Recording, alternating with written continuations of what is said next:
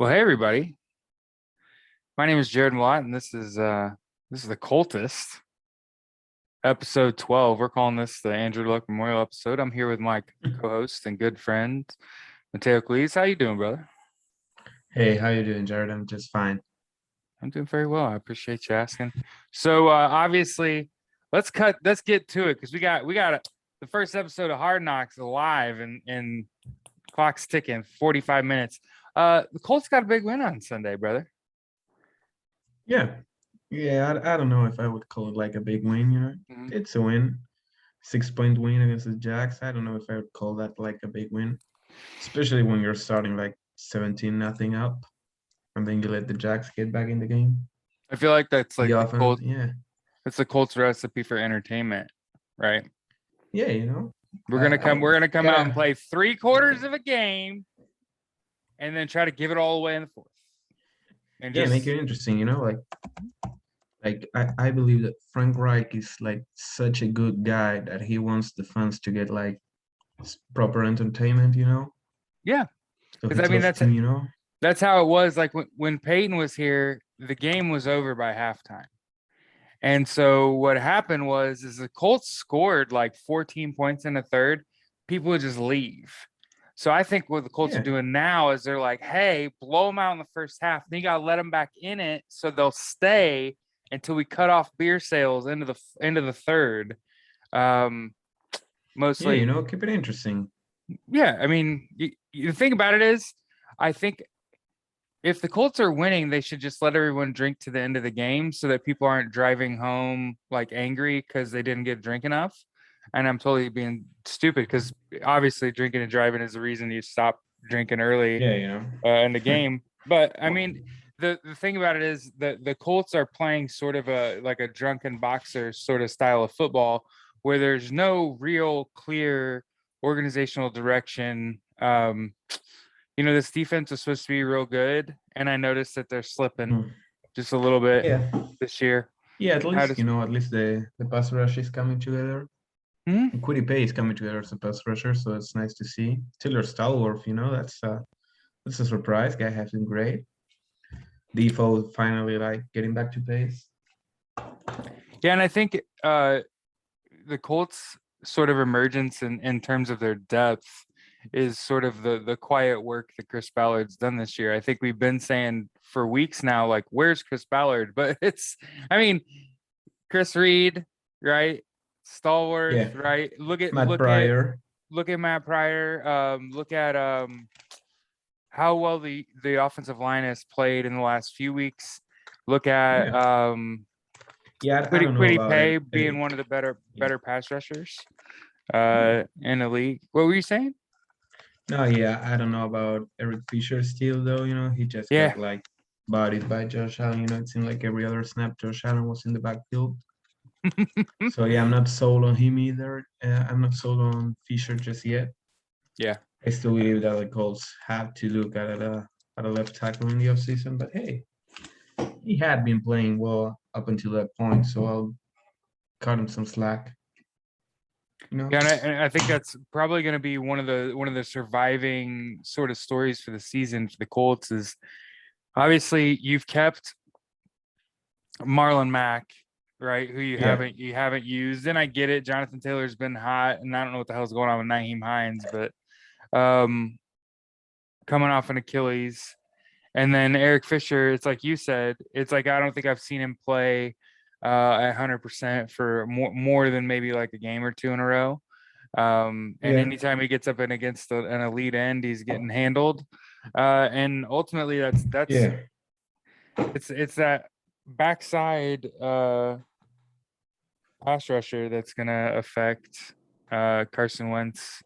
It affects your confidence. You know that when you drop Hey, back yeah, you 50. want to have like your blind side protected. Yeah, Yeah, I mean it's super. I mean, the difference between feeling protected, like your backside's protected, is the difference between knowing when I get to the top of my drop, I have to throw the ball as soon as I get to the top of my drop, or I immediately yeah. have Or to do I run. have yeah? I have to Or run. do I have that like Um, extra seconds, to but hang in there and make the drop? if your line is hanging tough, you know that you can turn your head and look at your second, third, and fourth reads. So there's and of course I'm talking in like slow motion in a podcast, not, you know, I mean, when that is in a Yeah, football yeah, game, yeah. it's lightning fast where he if you can see the pass rusher's jersey to the outside and left of your tackle, you're in trouble. And the earlier you can see him past your tackle, the more in trouble you are. But it's just like you said, you know, there's been a couple games this year where the Colts have just had such piss poor offensive line play that now it seems like they're finally like the gang's all together. Obviously, Quentin went down on Sunday, and who knows? Yeah, he's not back to like full health yet. Yeah, if we're gonna have a fully healthy team here, going into play, Buffalo Bills, after just, you know, barely getting by, I guess. You know, I was thinking as a big win. You know, Yeah, just we got to win every game from here on out. That's the danger of what the Colts mismanagement did in the early part of the season is forcing them to have to play mistake-free football for like months at a for the rest of the time. year, yeah. It's super hard to sustain. And I get it. It's sort of like, would you rather make it to the playoffs or not? Because then the fear is, of course, um, if you're stressing the team anymore, then they end up worse, right? And then this sort of resurgence, this 5-2 in our last, you know, it's 5-2 in our last Yeah, seven, it's 4-1 in the last five. 4-1 in the last five.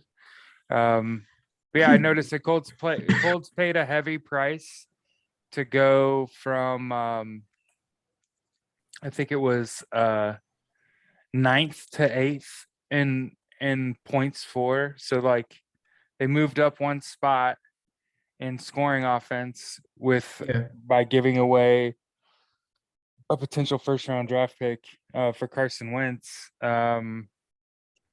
And now that I'm hearing Philip Rivers was potentially available last week, now I'm just kind of irritated because I feel like Philip Rivers, if Philip Rivers is healthy again for like this season, this Colts team's gonna be good because, you know, you got yeah, another year with the same quarterback. But again, I still think I was thinking about it yeah. But earlier today. what happens after that? You know what happens once Rivers eventually retires? You know? Oh, yeah, I mean the good question. The what ends up happening is you're in a worse spot. Yeah, Because you went 2 years with a quarterback you're going to get nothing for, and when he decides to hang it up.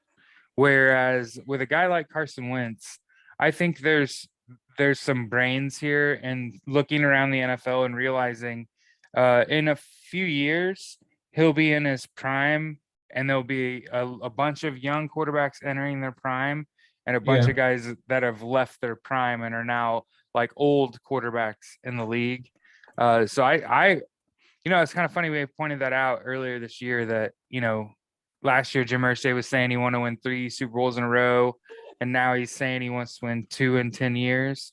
And it's like, yeah, you know, if you really think about who's going to end up being old and leaving the league, and then who's not quite into their prime yet, and it's like, oh, Carson Wentz is going to be a good spot. This is a good buy. It just isn't going to flesh itself out in this first year, I don't think, because right now at 5-5, it's like we've been saying, like you already lost one of the 2 games you can't lose, and that was the second game against Titans. yeah, And then yeah. now That's a game. now Yeah, you're going to have to play 7. Yeah, if I at 5-5, I think you're gonna have to win 6 to 7 to make the playoffs. yeah, Maybe, yeah. Perhaps maybe, five. You maybe, know, if you're maybe lucky. 11 wins. Maybe 11 wins. Maybe 5 wins if you're very lucky, get you to the playoffs.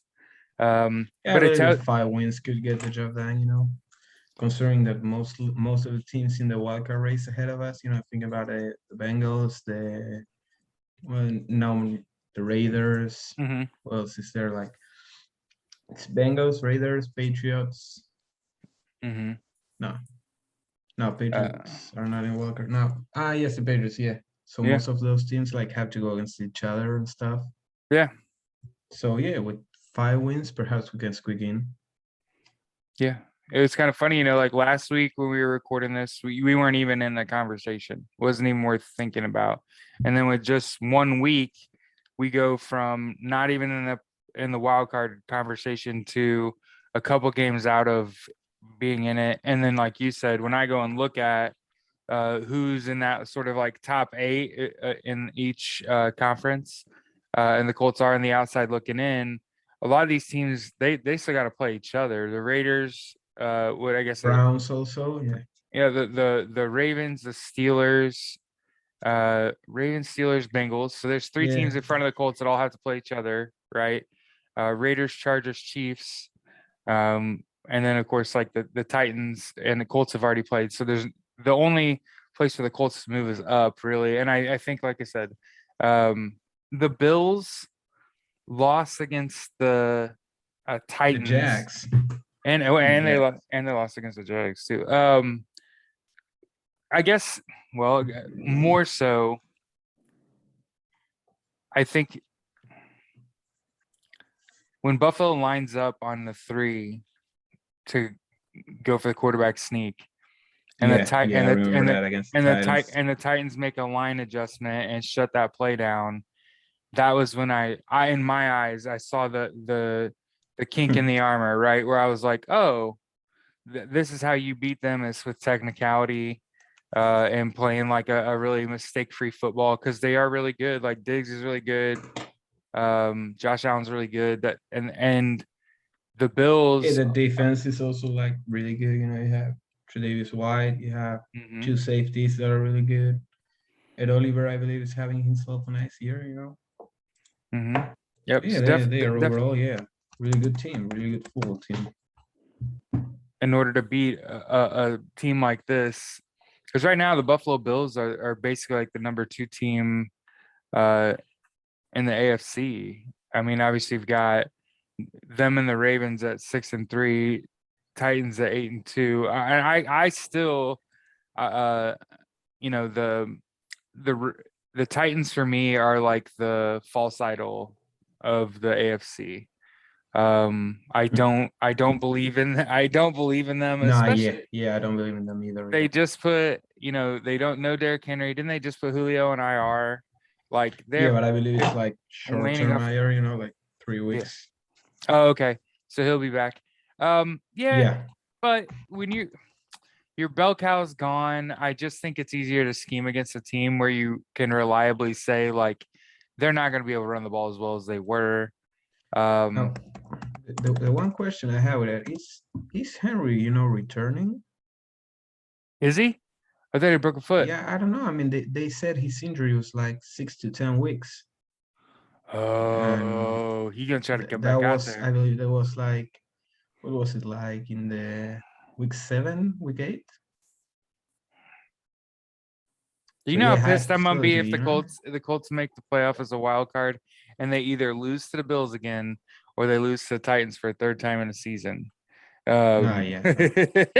Either of those things, I'll be real upset. But yeah, I mean, I was looking at our boy Carson Wentz's slow creep up. Remember, I said earlier this year that earlier in the season, Carson Wentz was just playing against tough opponents, and some of the other quarterbacks in the league were just playing outstanding football. Well, they've all regressed to the mean. Carson Wentz is sitting comfortably about 12, lucky number 13-ish in the NFL in terms of of rating, not Okay, QBR, QBR, yeah. not QBR. I mean, Ah, QBR yeah, the 14 ESPN rating is rating. I don't use the ESPN rating. I mean, I get it. Some people like swear by it, but I try to use them both and sort of like, he's 14th in one, 12th in another. He's the 13th best quarterback in the NFL. I do think the Colts overspent for that. For Carson Wentz. No, for the Yeah, 13th best quarterback in the league. yeah, well, I I think nah, yeah, this side I that's have to say, overspending. I disagree with you on this one. I still believe that Carson Wentz is a really good quarterback. Yeah. I believe that first round picks are kind of overrated right now. Like, you start thinking about like what were the Colts past like first rounders, well, besides Nelson Right. and looking at the league's first round, like nothing is giving, and you're getting a really good quarterback that should only get better.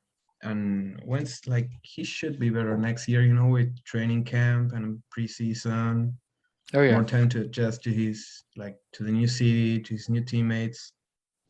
No, Mhm. who knows what his ceiling is right now. Maybe he'll get Uh, vaccinated. no, yeah, perhaps that might be like asking too much, but It might be it might be a little too much, Jared. yeah, No, but I mean, hold your horses. hold so I did notice when I was looking at statistics, Carson Wentz without a game-winning drive. Yeah, Also want to point out, sort of caveat, Colts are also full 7-point underdog on the road to the Bills. And I'm going to say it here, and I'm about to write an article while I watch this first episode of Hard Knocks. I'm not arrogant enough to say the Colts are going to go into Buffalo and win a game they just lost like 11 months, what was that? yeah, 11 months ago. They just lost this game. I think that there's more of a probability of that this year than last. So I'm excited about that. But I think if I were going to bet on this game, I would lay a bet on the Colts against the spread. And the Colts have been a darling this year, so I don't know if you gamble. But I do write a weekly gambling article, so that does mean something to me when I see the odds. It's either you're hopeful or hopeless, right?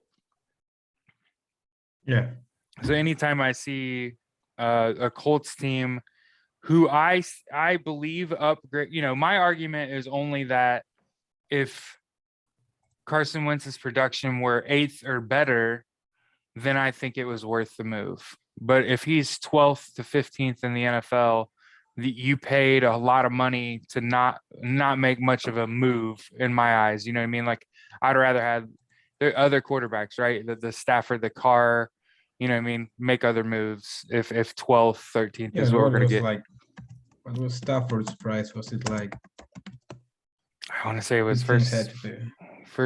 first 2 seconds to third, maybe.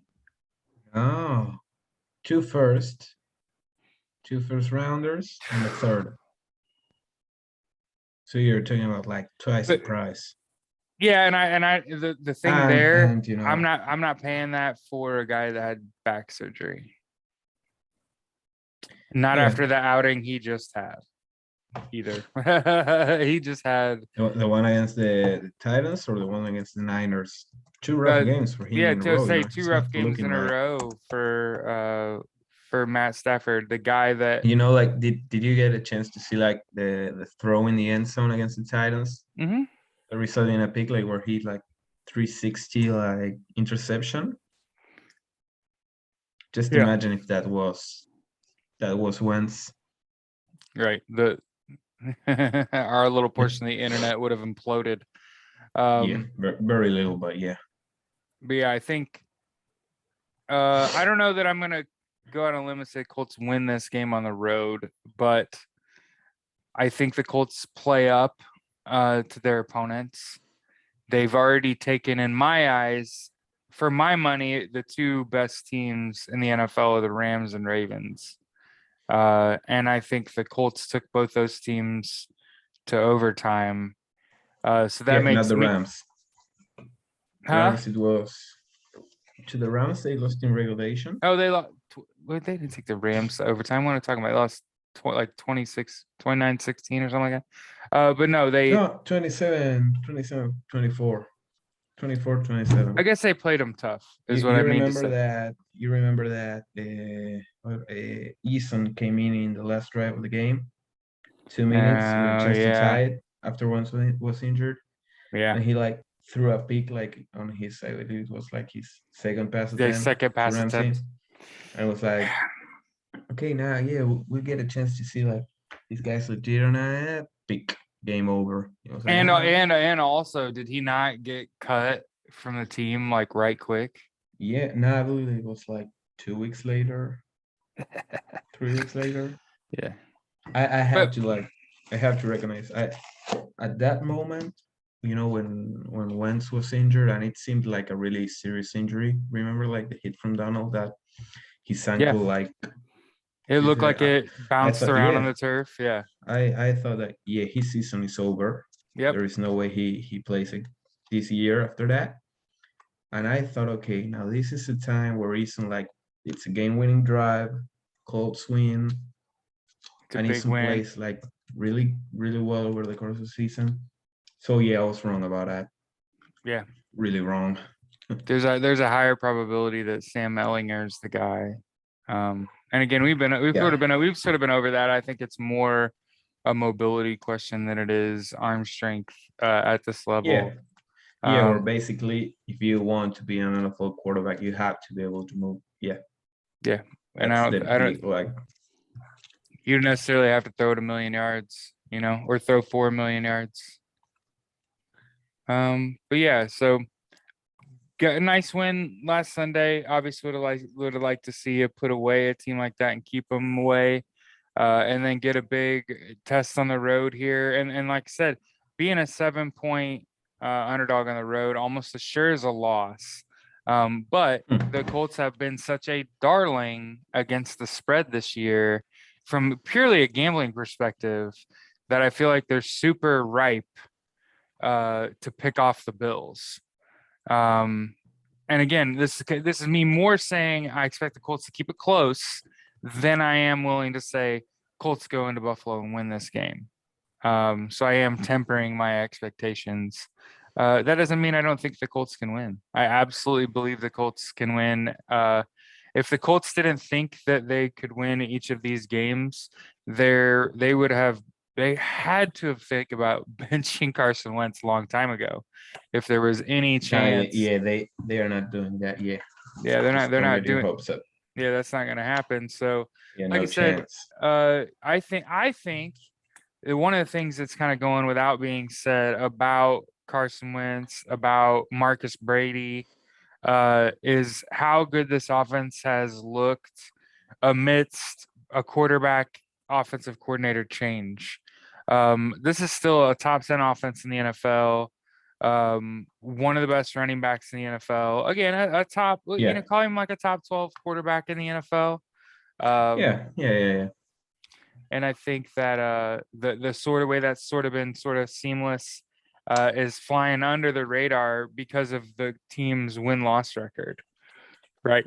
I think a big road win like this and the buzz starts to hit. And obviously, the Colts are about to get some buzz with Hard Knocks coming out. And of course, I'm really Oh, wondering what we'll learn. So I guess let's talk about that, because obviously Hard Knocks is coming out. so yeah, conspiracy theory Yeah, right here. Do you yeah, yeah. think that because of Hard Knocks, is the NFL most likely to like have refs help us, to drive those ratings up? Mhm. No one wants to see like Hard Knocks if the team is like 5-10 to end the season, like Didn't five and they go to 12. the Raiders twice? Like losing is Yeah, but that is yeah, but the Raiders, they are like a big shot spectacle. at. Yeah, they are always a spectacle. So yeah, no matter the record, like it's gonna be drama. Yeah. So Look at this season, I think that I want to say the Colts are going to be really lame. Um, because you see this sorts of personalities. The Colts players and coaches talk a lot about God. So I have a feeling sure, that yeah, they're really low key, and yeah. No offense, but yeah, that's kind of boring. yeah, I don't want to like make it religious, but yeah. I think that that's what you're gonna see, and you're gonna see group prayer. I'm calling this not even conspiracy. This is you're gonna see team meetings where you have no context. right? It's just a bunch of grown men laughing at some random one-liner when you can't even hear anything because the microphone's terrible. I'm guessing you're going to see a lot of coaches talking about players and using all the same words. And then you're going to hear players using like one word to describe other players. And you're like, I don't know. Is that really like he's a dog? And you're just like, everybody called him a dog. That's weird. And then what you're also going to do is you're going to realize who's the sort of Alpha dog. no, like I was thinking more like the pariah, like the person that like is ultimately tearing this team apart. You know what I mean? Like who the toxic person is. You I mean, expect that to be, you know? Blankenship. Nah, we do that anyway. No, Nah, yeah, somebody nah, that's yeah. just toxic. Manny Badger is now the team's starting kicker, so you respect the guy. Yeah, so I'm saying like Manny I Badger. I think he's fine. Talk about coming in and accepting the Yeah, you challenge know, and really going to town, going to work. now that he's not like the starter, I'm free to say that I always hated Blankenship. I hated the guy, you know. um, so I think like in terms of like actual like conspiracy style stuff, um, there's a rift between like the younger players and the older players. There's a some what do you call them? Like some clicks. And I imagine it comes off a little high schoolish. That's what I'm just kind of predicting. Just because like it's not the normal. I don't think the Colts are like a norm. The Indianapolis is not a normal sports town. In my opinion, it's not a normal sports town. The Colts, for example, don't practice anywhere near Lucas Oil. Yeah, their stadium. Yeah, They're ways away. They're on yeah. they're 56th Street is like the place they practice. probably a good 30-minute ride, depending on traffic, I guess. So just and I could be wrong about that, but I'm guessing. But yeah, it's just weird for any to be in Indianapolis, especially in the middle of a pandemic where you're gonna get a lot of stuff is inside. And then one of the things that is gonna happen is Colts players making fun. It has to happen. Colts players making fun of Jim Irsay for having the roof open because I feel like there's just been Yeah, some that's games where you're so like, that's such a stupid. bad idea. Like, why is the roof open right now? So think about this on a team known for the last like 20 years, the downfield passing game, right? For the last 20 years, you've been hucking the rock down the field, and you're gonna open the roof and let sunshine and affect players like ability to see the ball, Yeah, it's catch just the ball. stupid. That seems like a really bad. We should just leave the roof closed permanently. What do you say, Jim? Um, or maybe just open it when they have the ball, but then you see that's just a lot of energy spent for Yeah. not, I Yeah, don't know. perhaps he just wants to like show that a Yeah. retractable roof was a good investment. Well, see, the argument then is opening the roof on a game day is just not a brilliant use of your retractable roof. It's probably better if they open the roof on a sunny day when there's not a game about to be played. But maybe that's just me thinking about, Yeah, what's the point of that? what's the point of affecting your own offense. So, what about you? Any conspiracies you're thinking about? Hard Knocks, I want to see, what DeForest Buckner is like, because we know like the guy is like, at least what he seems like from the outside looking in, he seems Mhm, like a all business type of guy, no mhm. formal business. Yeah. And in the locker room where you see like Darius Leonard, Naheem Hines, they are all like, yeah, like really energetic guys. Hmm. Mostly like trying to see what Buckner is like, what Nelson is like. I'm really looking forward to that. Yeah. And yeah, bro, I believe that the handling of the Marlon Mack situation will definitely be like a big part of Hard Knocks because they like the drama and the sadness and like the guy losing his job. So yeah, Yeah, and probably Marlon Mack will be featuring. yeah, no, I'm You remember that episode with you remember Vontae Davis, the Hard Knocks episode where he traded to the Colts. You never watched that? yeah, yeah, yeah. Ah, I thought you were gonna keep talking. I was like, yeah, I remember that. like they go for that kind of stuff, where it's like Oh yeah. bad news. Yeah, so you can But yeah, imagine nothing. them telling Naheem that they're gonna bench him, right? That we're Nah, gonna. yeah, nah, not him, but perhaps Marlon Mack. I meant They're Marlon gonna be. Mack. I don't know where my head What is. do you believe that we will get like a chance to see what the hell is going on with Ben Banogu? What do you mean by what's going on with him? Well, he's been out like inactive for most of the season. Like he got just like I believe it's like 50, 60 snaps. And this is all happening after Reich said that he had a great preseason, he had a great training camp, and then he's just inactive. Like, what the hell's going on here? What is the deal with this? Was he productive in those snaps? Those 60, 50 snaps? I mean, yeah, I mean, how? Well, let me check the numbers, but also, how can a coach expect you to be productive like in so limited snaps? Like you have to get playing time, especially if you're a young player like Banagu. He was really productive like in the preseason and supposedly he was really good in training camp. So why is he not getting any snaps, especially when you're like giving snaps to guys like AQM and Isaac Rochelle and what was like the other guy's name? I don't remember that right now, but why not give those snaps to a young player who invested so much in second rounder? But yeah,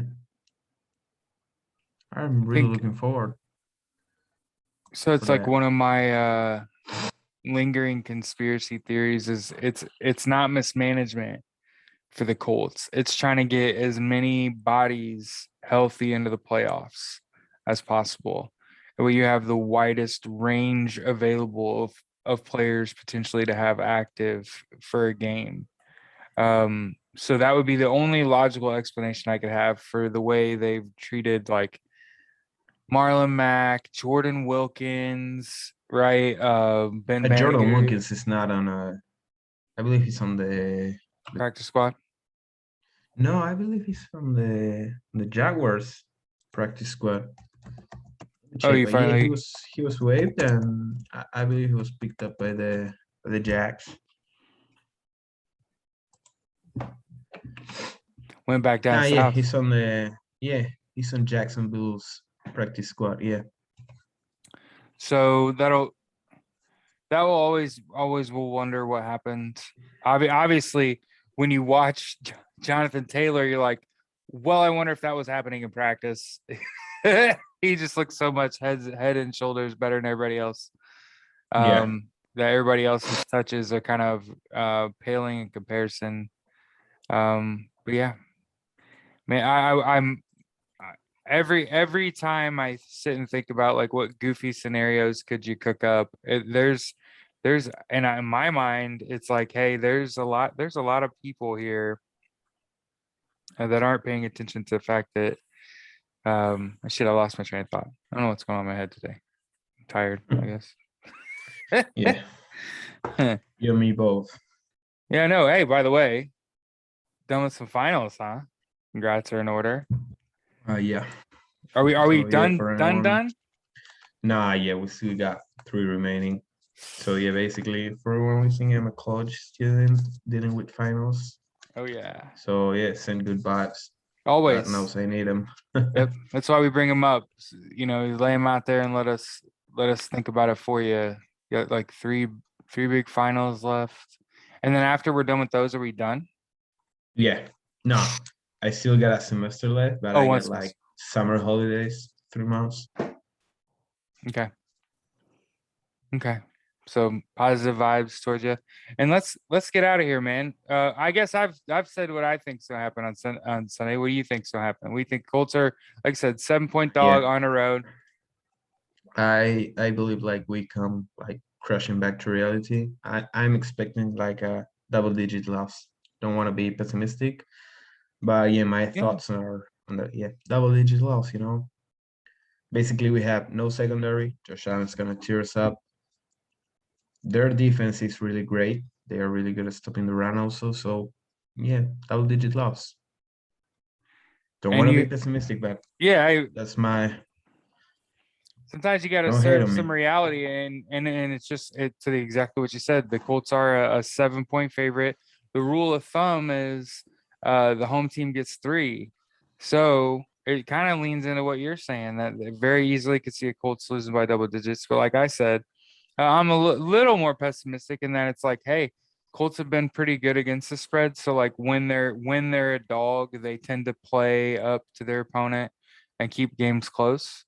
And so again, like I wouldn't necessarily say I'm coming out saying the Colts are going to win, and I can't believe you're saying the Colts are going to lose by double digits. I just think that there's a shot they keep it close, sort of like the Colts did last week, right, where they let them hang around. Yeah. So yeah, don't be surprised. Make sure you follow the podcast at the Coltist on Instagram and Twitter. You follow me at Likely Alien. This has been episode 12, the Andrew Luck Remembrance episode, Memorial episode, memorial minute episode. of Yeah, silence around the block. We miss you. yeah, God right. knows we miss you. But yeah, enjoy Hard Knocks, enjoy the games this week, and we'll catch you guys after next week's game.